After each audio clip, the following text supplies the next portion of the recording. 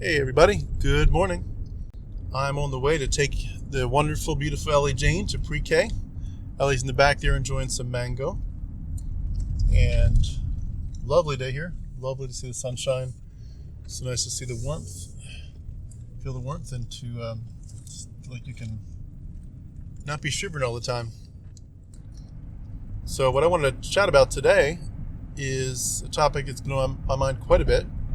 I don't talk about it too much on the channel, but it does cross my mind quite a bit, actually. It's the topic of bitterness in dealing with the aftermath of your deconversion. Bitterness against yourself for not escaping earlier, bitterness against those who tricked you, who wasted your life, bitterness against the Bible and the people who wrote it and shoved it down your throat, bitterness against Christianity in general, your church, leadership, all the above. There's so many ways in which so many things were so hurtful, so harmful, and yet we were sort of coerced into thinking it was all so wonderful and so real. And you can get bitter. You can get really bitter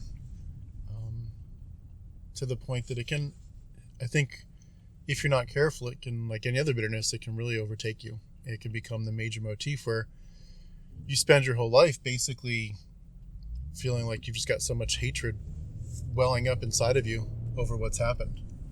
And I don't want that for myself. I don't want that for anybody else.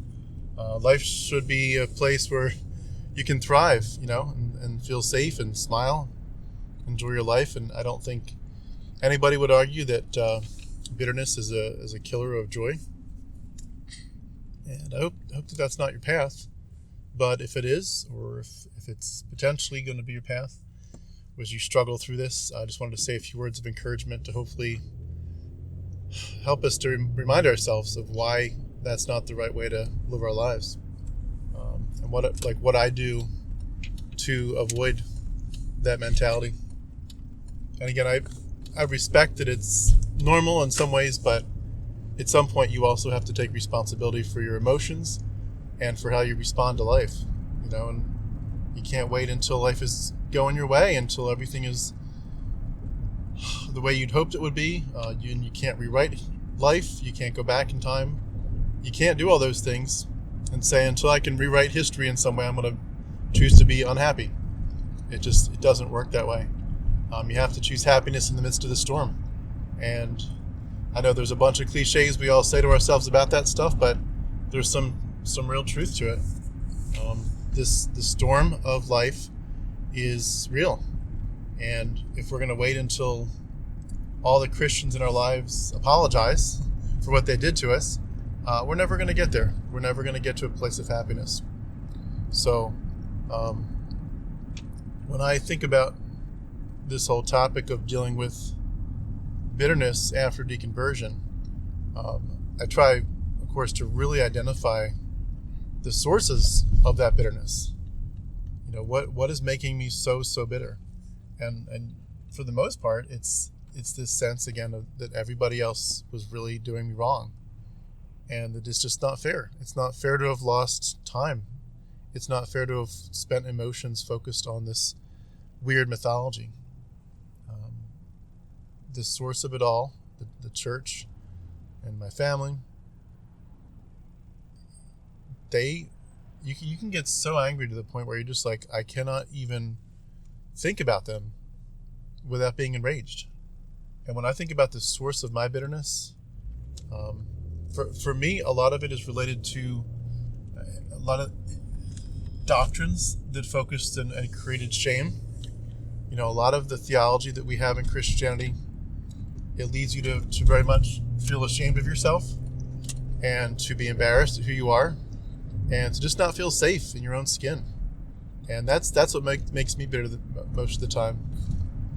I feel like I could have been a much more balanced person, a much more excited person, celebrating life person earlier in life. I feel like I do that now, but I could have been doing that when I was 10 years old, and instead it sort of really waits until you're 30, 40, 50 years old to start, and that just doesn't feel fair. That's what makes me bitter. But I encourage you to think through what specifically made you bitter, is making you bitter. What is it that's tearing you down?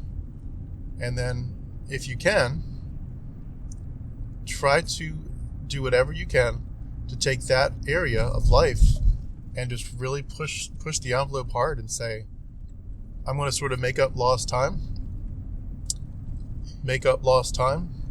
and I'm going to, like, for example, in my case, the idea of getting over shame and celebrating yourself, just do it to the hilt. Just go crazy with it. Have a party every day for yourself.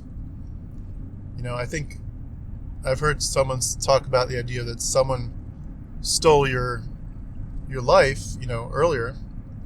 But if you think about it, they don't need to keep stealing it. They don't need to keep having power over you. And if you're, somewhere, 40s, 50s, 60s, for example, and you think, well, let's see, let's hope maybe I could live to be 90. If that were the case, that you would live to be 90, and you've still got many years to go, then you could really ask yourself, like, what would it take for the rest of those years to just be nonstop thriving? And how sad would it be to get to the year when you're 90 years old and to say to yourself, you know what? I would do anything to get back to the age that I was when I deconverted and start over and really thrive and party it up at that point, to live my life in the most beautiful way. But instead, I spent, the next 10, 15 years after deconversion just letting it suck up even more of my emotional energy. It made me even more angry. It made me even more depressed. It's like, didn't this thing already do enough damage? I think I've gone to this illusion a lot because it's sort of current to my circumstances, but also just because it relates to a lot of people. But the idea of escaping an abusive marriage. When you think that person stole my best years of my life, blah, blah, blah, you could go on and on about that forever, about all the different things that shoulda, woulda, coulda happened, and all the bad things that happened and that you wish you could undo, and all the pain and the years of therapy. And, you need that. You need to talk it out. But you also need to get to a point where you say, this person has taken up years of my life. Is there anything I can do to stop that from this point forward, and say, I don't want you to steal. Like, it's not even them. They're gone, right? You've moved on. But I don't want the ghost of them to steal more years of my time. I don't want their ghost to steal more of my life. And I really feel like that's at the crux of the matter for so many of us. We are letting a ghost haunt us. The ghost of Christianity. And the ghost of our younger selves. And the ghost of our pastor. It's like, if you've moved on from the abuser, then it's time at a certain point, after you've really talked it out and thought it through and done some healing, it's time to move on to the best part of your life, which is today. It's the new you. The new you is here. The new you is ready. And to me, that's a beautiful thought. Beautiful thought. I think it's important, as always, to validate our pain. Don't say that the pain wasn't real. Don't say it didn't hurt. I know that we tend to validate our own pain, and Christians are going to try to invalidate it, but some of us, I think, sometimes end up accidentally or intentionally trying to sort of gaslight ourselves and say, maybe this wasn't so bad. Maybe purity culture didn't mess me up so much. Maybe shame culture didn't mess me up so much. Maybe worm theology wasn't so bad. And, I still had a good life. My parents still loved me. Like, no.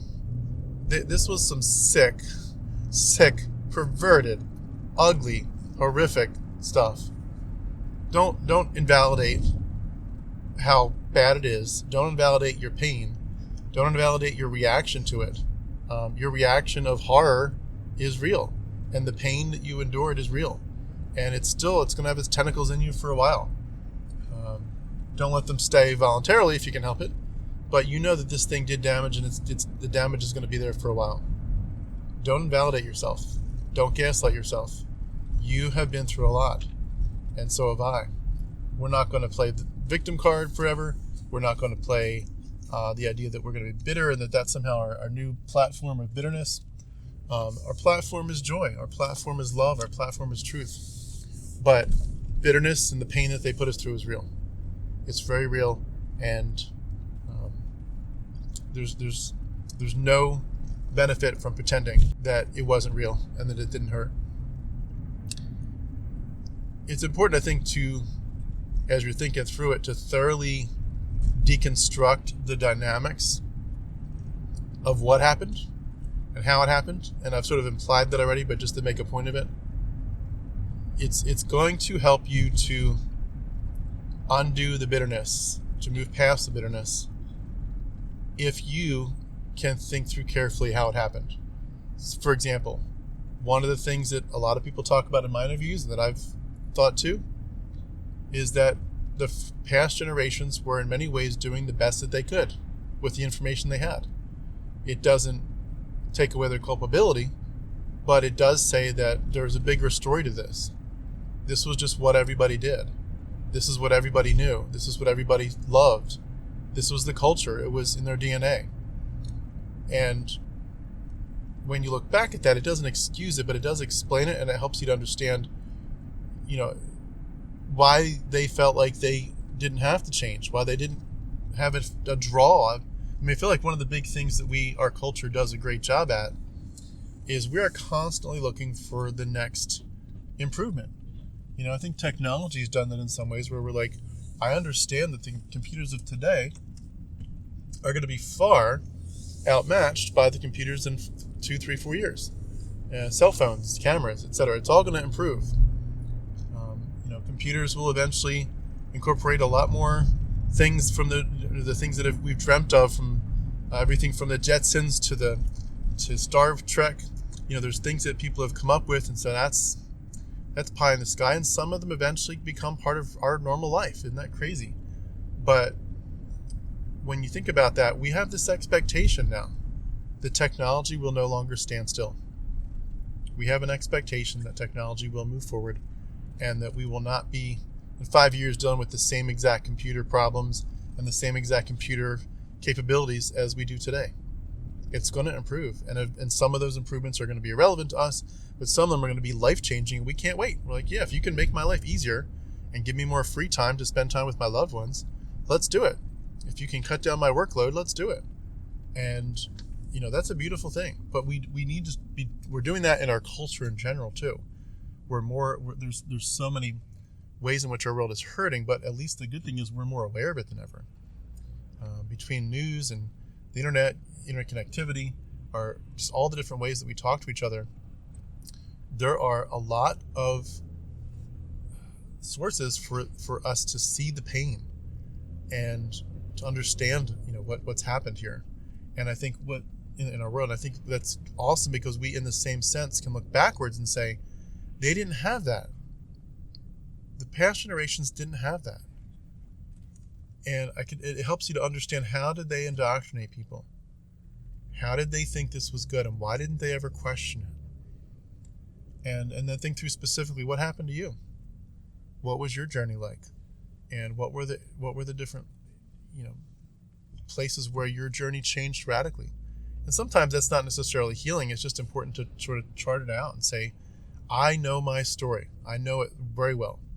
I know what happened externally in my world, physically, and I know what happened in my mind, in my heart. And as I recount that story, as you recount your story, you end up getting insights into how it happened, and where maybe some pain points were that you weren't thinking through before, but you look back at it and you think, oh wow, that's where the pain came from. So I think of my story all the time. I look constantly for, what did I forget? What did I forget from my childhood? What were the pivot points? And there are incredibly important pivot points that, when you look at your indoctrination especially, and you unwind it, or rewind it, I should say, in your mind, it will help you to heal. And you're coming to peace with the ghost of yourself, as it were, the ghost of the pain of what you've been through. I think it's important to differentiate between the bitterness that you're facing and the anger. Bitterness to me is kind of like, it's anger, but it's anger that's just kind of sitting there and simmering. It's it doesn't have to sit there, but it is, and it just kind of just brooding on it. It's kind of dwelling on it, chewing the cud, as it were. When you do that, where you just constantly think about it and think about it and think about it and think about it, you really end up at that point giving yourself sort of this immense freedom to just get angrier and angrier. And it's like you really have to learn to channel that anger into something positive. You have to channel your anger into something that's going to be productive. This is your chance to create a platform, to be more connected to a community. This is your chance to do whatever you can to say, I'm going to take this ugliness and make beauty out of it.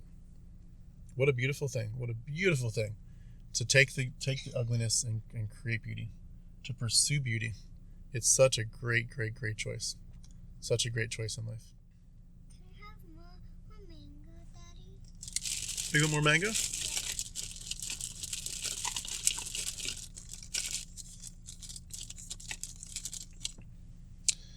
I think it's important to give yourself the freedom to release yourself from the unrealistic expectations that we have on ourselves, especially at this point. You just think, I should be more healed, or I should have never fallen victim to this. My parents should have done better. There's all these expectations on ourselves and other people. And you really can get to a point that your expectations of everybody just being so healthy. Even the way they vote, you're like, how can you possibly vote that way? I thought you cared about your neighbor. I thought you were smarter than this. And our expectations, honestly, I think a lot of us in the last few years, that we've really learned to adjust them, because we realize that our loved ones aren't going to live up to those expectations. There are many ways they're going to vote in monsters. They're going to vote for horrific ideas. They're going to vote for misogyny and patriarchy. They're going to vote for criminals. And just think, what? Where's the idea of voting for righteousness? Where's the idea of voting for justice? And they just, they're exposing their hypocrisy like crazy, of course, which helps people in turn to escape. But we really expect better of people. And we've had to learn that better is not there. They're not the good people that we thought they were. And that's a horrifying revelation. It blows your mind sometimes, but it's true. We have neighbors that support some of the worst possible ideas on the planet. Neighbors and loved ones. And if we dwell on that, I'm not saying that's not an issue. It's a huge issue. We need to fight to change our culture. But if you dwell on that nonstop, where in your mind you're just thinking, you're all idiots, you're all idiots, you're all idiots, it's all you dwell on basically all day long, your bitterness is just going to grow. Because you can see the beautiful world that we could have and that they refuse to choose and pursue. It'll eat you up. It'll eat you alive.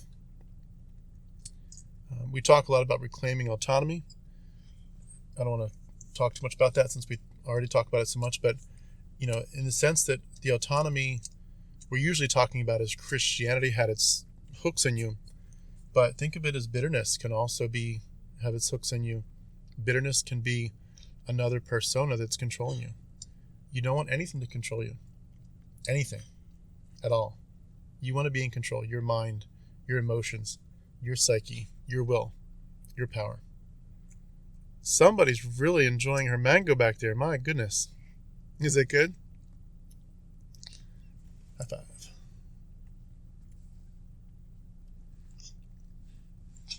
You missed. All right. Good job. Daddy, when I was trying to have five, your hand wasn't out like fall, so I can hold it reset. I was too far. Here, let me unbuckle you so you can hop out in a minute. Okay. And it has one more piece. One more piece of mango? Yep. Sounds good. So another piece of this I would definitely want to point out is the idea of self-compassion. Give yourself the space. Give yourself the compassion to get through this. This has been a journey. Give yourself kindness. Be as kind to yourself as you can. One of the big things for me is really refusing to see the losses as losses, but see them as simply training ground for the gains. Saying, I'm going to turn again this ugliness into something beautiful, but the losses are kind of like lessons. You learned a really hard lesson. The biggest one of all is Christianity's mythology, and it's irrelevant to life and it's toxic. But you learned a whole million other little lessons. Turn these losses into lessons, and again, make your life beautiful. I would really encourage you to find a healthy outlet for expression of some kind. I love to do poetry myself. Find some kind of place, some kind of venue, some kind of source where you can be really creative and say, I have so much to say. And I don't just want to vomit it out. I want to say it creatively. I want to do it in a way that's helpful to people. It's so critical. I would say an obvious one, probably something everybody's already thinking about, but you're going to have to forgive people. You're going to have to forgive people. You're just going to have to forgive them. It doesn't mean you forget. It doesn't mean you let them keep doing it. It doesn't mean you let them do it to their grandchildren. It was wrong then. It's wrong now. It's horrific. It's abuse. It's psychological abuse. It's terror of children. It's always been wrong. It's always been bizarre and sick beyond words. But if you don't forgive them, there's no chance. There's no chance to have a friendship and a relationship. Any beauty. Who is that lovely lady in the back seat doing a little dance?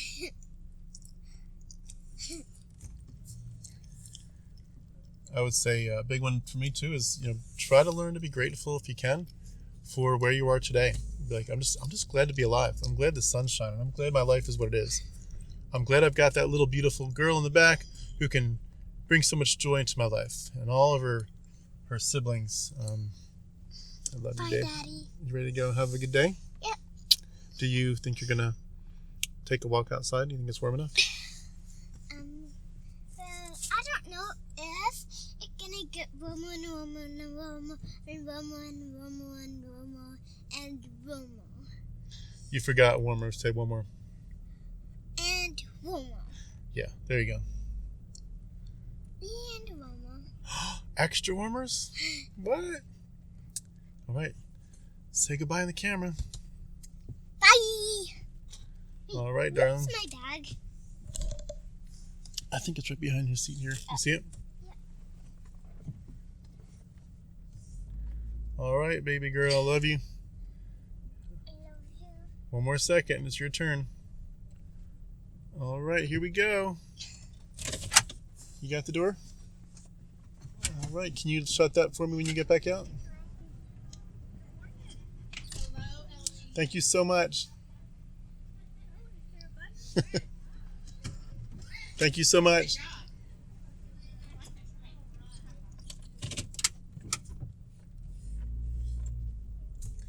So just thinking through a few final thoughts. Cultivating gratitude for where you are today. I'm glad to be alive. Yeah, it's horrible what I've been through, but you know what? There's people that don't get life. They die young or whatever. I'm alive. I've got a chance to live. I've got a chance to thrive. I've got a chance to heal and help people. There's a lot of things that forgiveness and gratitude can do to transform your life. And I would say they've absolutely transformed my life. I remember when I was growing up, my dad and I didn't have a good relationship, and I just forgave him. It wasn't easy, but there's a certain point at which I just forgave him. So, we're done. I'm done with the bitterness. I'm done with living as if I'm going to expect you to get better. I don't expect you to change. And it was really bad. He would say stuff like, I wish you had never been born, and just awful stuff. He was an awful man. And he, spent years before that screaming at us and hitting us hard. And Just really bad stuff. But at a certain point, I chose to just let the bitterness go. And everything changed. I dropped my expectations. I was like, he's gonna grow old and die and be the same person and never apologize. And that's what happened. He grew old. He was the same person. He never changed, and then he died. Exactly, as expected. And that broke my heart. But I came to peace with the reality that was his life. That was his platform was, anger and abusiveness. And he was somehow not going to see what it was. And he was somehow not going to make amends. And he was somehow going to be okay going to his deathbed being an absolute horrific jerk. And leaving behind everybody with these horrible memories. And these impressions of just an absolute abuser. And, it's hard to imagine someone being okay with that, but he was, to some extent, or not okay with it, but just, he didn't see it, however you want to say it. And, to me, that's just, it's so sad. It's so sad to live your life like that. But at the same time, it was so freeing for me to get to a point that I could look at him and have zero expectations of any change and just say, I just straight up, I forgive you. I mean, there was no path forward for a close relationship, obviously, but I could see him at Thanksgiving and Christmas or whatever, and it was okay. It was okay, and that was all it was. And I hate that, and I know you all deal with the same thing. You have relationships that are just okay, and they'll never be an inch better than that. They're just okay at best. And it's heartbreaking. It's really heartbreaking to have relationships that are just okay at best. But if you're in your heart of hearts, if all you're doing is sitting there saying, they're the reason my life isn't working right, you got to take that power away from them. Their power has to be gone. You have to take the power back. The power has to be in your hands. At least once you're an adult, it has to be in your hands. Of course, it's critical in these conversations to talk about boundaries. We've talked about that so much that I won't dwell on that much, but just, I really encourage you, don't let them do things that are going to increase the bitterness on purpose. It's one thing to say it happened. It's another thing to say, I'm going to keep letting it happen. Fool me once, shame on you. Fool me twice, shame on me. That's basic, You can't let them keep hurting you. And if they're making your life bitter and you just feel like life gets uglier and uglier with them in it, you got to find a way to move forward. You got to at least try. You can't always do it, but you got to try. I think community has been a big piece of it for me. When you find other people that are healthy, to me the bitterness drops a lot. Just because you feel like you're replacing so much of the bad with so much good. And you're seeing other people that can relate to your story and appreciate you and don't gaslight you. That means a lot. So, I encourage you to pursue that. I said it before, but I'll say it again. Celebrate yourself. Celebrate your growth specifically. It's easy to get bitter when we feel like life is just piling up on us and we're going nowhere. And sometimes you forget how far you've come. I encourage you to celebrate your growth. Celebrate how far you've come and say, you know what? This isn't, I'm not done yet. Like, my story's not over yet. And I've got more growth to come. What's come so far is amazing, and what's yet to come is going to be even more amazing. And this is a cool journey. And I'm going to do something amazing with my life. I'm going to do something bloody amazing with my life. Look how far you've come. And sort of to sum it all up, I would just say, turn your bitterness into purpose. Turn your bitterness into some kind of purpose. Turn your bitterness into the purpose that you want, not that Christians will impose on you, but turn it into your purpose. What do you want your life to be about? And if you take that bitterness and all the energy that you would have taken to think about it and to seethe over other people, you say, I'm going to take every minute and every bit of energy and I'm going to use it to creatively come up with some way to just change this world. The bitterness, honestly, eventually, it's in the rearview mirror. It drops, and your purpose doesn't become to change your past. It doesn't become to change those around you in terms of the things that they've done that they won't apologize for or won't even recognize. Your purpose becomes so much more global. Your purpose becomes so much more about the overall arch of human history and about our planet. And you get to a point where the bitterness and the drive to change everybody, you honestly, I hate to say this, but you kind of leave them in the dust. You're like, you guys are in this little teeny micro story, and there's a huge macro story that's so beautiful. And I'm pursuing the macro story. The macro story is amazing. And you guys, for some reason, are acting like it's not there, acting like this little silly Jesus stuff is the big story. And it's the most ridiculous little side note to human history in the big picture. But if you guys want to keep playing with your little, games, then play them. But I'm involved in a big story. It's like, kids playing with, mud, making little mud piles, and they have a chance to have a castle. And it's like, you guys act like your little mud games are the big deal. And I'm building a castle, an absolutely gargantuan, amazing, beautiful castle. And they can't see it. They won't see it. And it breaks your heart. It really breaks your heart. But don't let bitterness be your story.